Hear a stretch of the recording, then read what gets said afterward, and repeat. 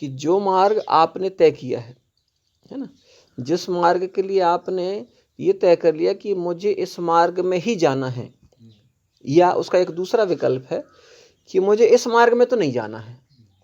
ये दोनों चीजें हैं। एक तो अपन तय करते हैं कि मुझे इस मार्ग में ही जाना है, और दूसरा अपन तय करते हैं इस मार्ग में तो नहीं जाना है।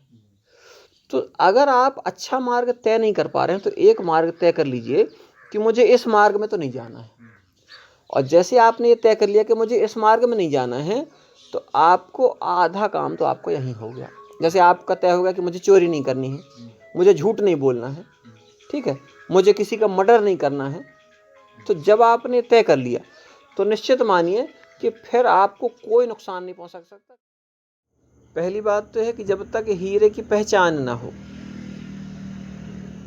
तब अगर हीरा मिल भी गया तो क्या कर लेंगे, कुछ नहीं कर पाएंगे। दूसरा, यदि पहचान भी हो लेकिन हम उसका उपयोग न कर पा रहे हों, उसकी उपयोगिता नहीं मालूम है। अब उसकी उपयोगिता क्या है?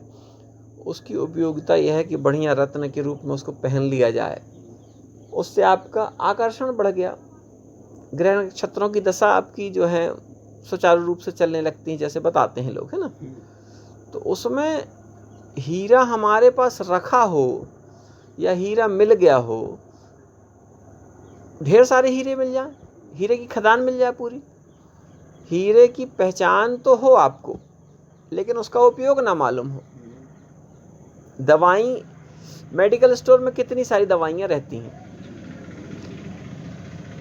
लेकिन मरीज को नहीं मालूम कि कौन सी दवाई मेरे काम की है, फिर डॉक्टर लिख के देता है, ठीक है।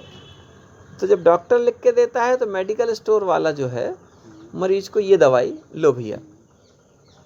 अब मरीज कहने लगे ये सुंदर नहीं है, ये गोली, थोड़ा सुंदर वाला कैप्सूल दो हमको, थोड़ा लाल रंग का चाहिए, पीला रंग का चाहिए। तो